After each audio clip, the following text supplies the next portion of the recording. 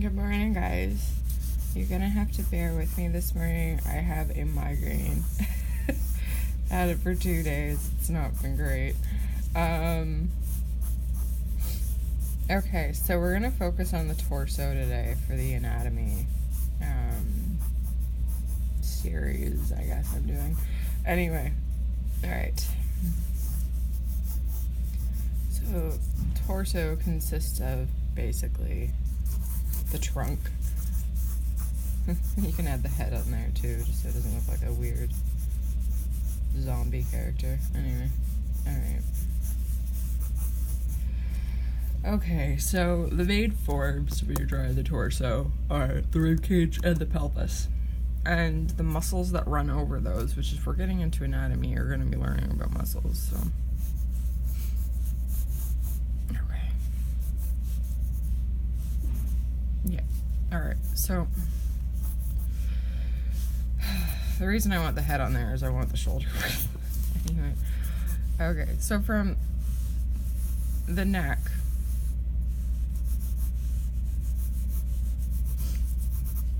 about a quarter of the way into the rib cage. So this oval egg shape is a rib cage.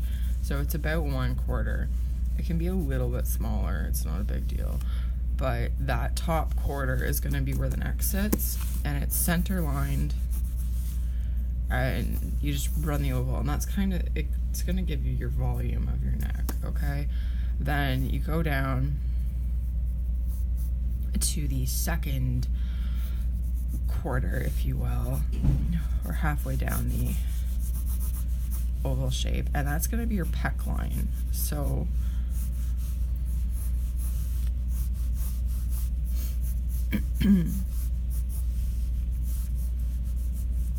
the pecs, or the pectoral muscles, are about that.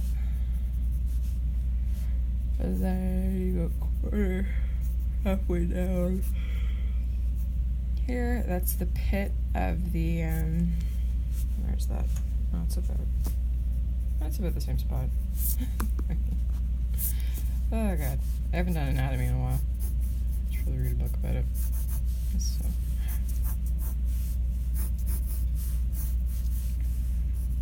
Okay, so what this little mark is there's this thing on the sternum, and it's this point on your sternum. So when you see the rib cage as bones, there's the sternum, and then there's the ribs that go around here, and then there's this little point on the end of the sternum. I forget what it's called at the moment, but that point, it's kind of important. It gives you an anatomical marking place on most people, unless they are severely obese. Most people, you'll be able to find that point on. Pit of the neck to that point will give you your thrust of your rib cage. Then the bottom of that point is usually like the crest of the ribs, because there are floating ribs that come around. So that will give you the first portion of your abdominals, because there's like an abdominal muscle up in here, which then drops down to the next set of abdominals, which go to the belly button, and the belly button run right to the groin. So technically, people are only supposed to have 6 abs. These monsters with their like 8 packs and shit like that, and the people that draw people with like 11-pack abs, that it doesn't exist. You can get an 8-pack. There's a muscle that runs over top of the rib cage that can be defined, but you have to work like fuck to get it that way. But from in here, now if you saw this line that I put here, that's actually a back muscle. That's part of trapezius. A lot of times men will have that more defined. And I'll do the back muscles maybe in a minute. Anyways, okay, so we've got these. Now, the pelvis should be about half of what the rib cage is in depth. And the top of the pelvis, when you're like drawing it, it's really easy to represent it by a box. But when you're drawing like the oblique muscles, they kind of come down and they run over the top of the pelvis. So that's where you get that V look, like on really defined guys. And then from the back of that, you'll have the gluteus maximus come out. And then if it's a man, you'll have junk hanging here. But yeah, so basic breakdown of torso-y muscles. And then the arms, kind of, the deltoid will run over top of the pec. That's where you get that really nice line in here that defines the form.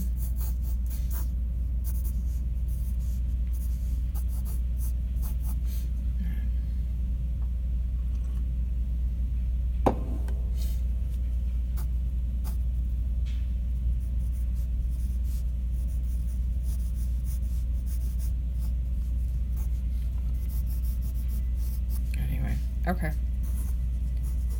so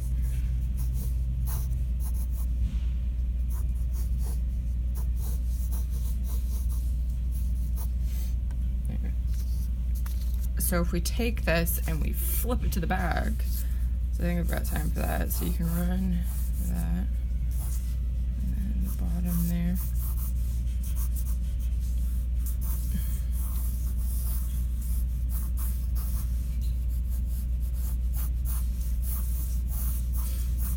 The rib cage can easily be defined as like an oval or an egg shape, and then I always like the pelvis as a box because it is more of a boxy shape and it gives you more dimension into what you're drawing. So you can like do the cuts or whatever if you want.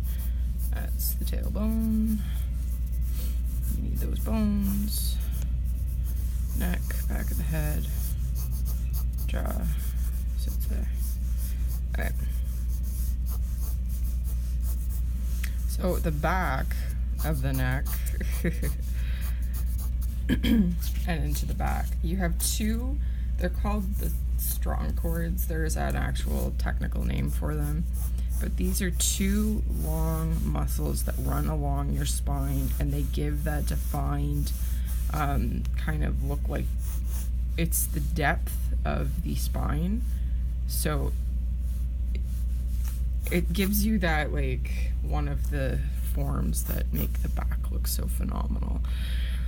The next one is a muscle called trapezius, and it runs to the outside of the delt to about the center line of the back, and it attaches up on the head. This is the thing that if you sit at a desk all day, usually you'll hold a lot of tension there, because this is the muscle that basically creates, like, it's this muscle right in here, and if you have a lot of tension, it's usually trapezius.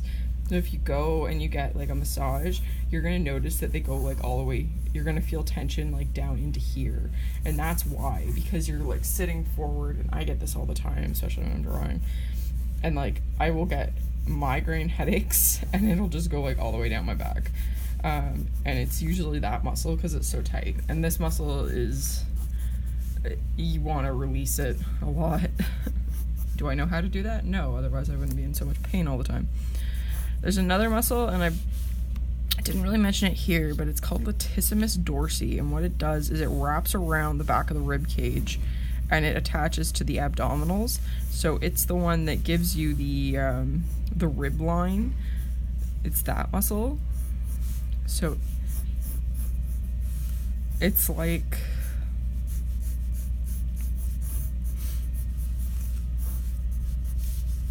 yeah, it just attaches to these. So they'll be like, if you look at any anatomical, like medical anatomy books, you'll see that muscle, and it'll wrap and it'll attach to the abdominals, and you'll see like sinew between it. That's the one that gives you the rib definition, you know. When you see on really muscular people, they've got those nice outlines of the ribs. That's that muscle. I'm not going into arms right now. Again, trapezius runs over the delt.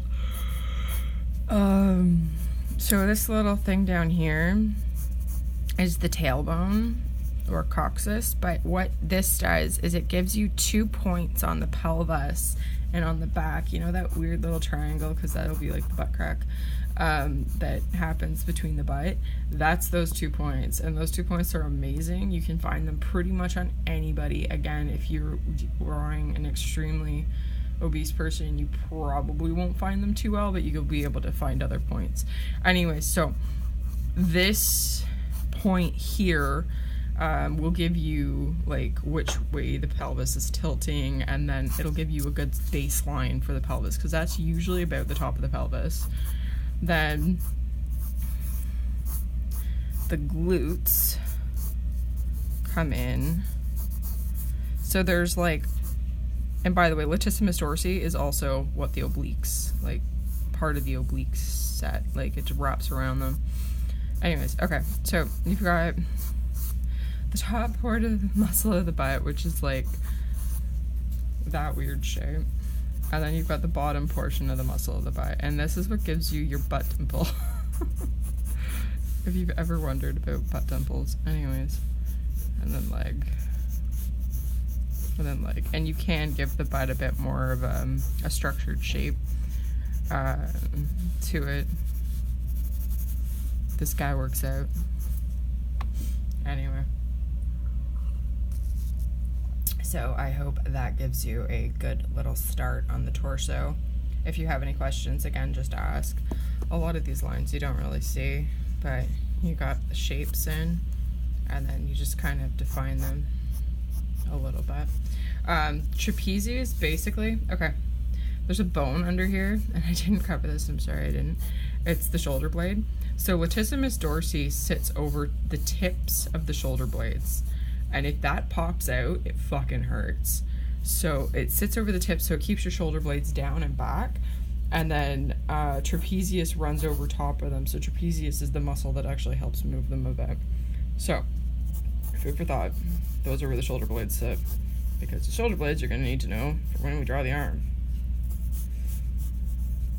And shoulder blades are so weird looking. Okay, think of like a piece of pizza. It's bone, and then there's a bone that comes up over top, okay, and then it's this weird slope thing, and then this has got kind of like a little cup in it, and that's where your arm bone sits. But it's such a weird bone.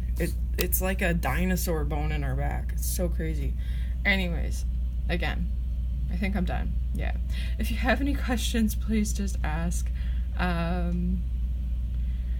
I will try and answer them to the best of my ability. I think next week we'll move on to legs, and then I'll do arms.